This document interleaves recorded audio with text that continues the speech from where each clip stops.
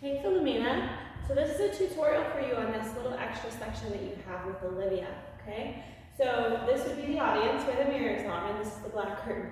You'd be standing about here facing Olivia, and it would be the counts 4 through 7 that you move. So you'd essentially go 1, 2, 3, 4, 5, 6, 7. Okay, so that's your section with Olivia. Then you're going to go to Sarah. So I'm going to play it with the music so that you can see that, but I'm going to face front so you can copy me. But remember, when you're doing it, you're facing towards the corner over here. This would be called corner number 4, because you're facing Olivia, okay? But I'm going to do it this way so you can watch me better in the video. So, here we go.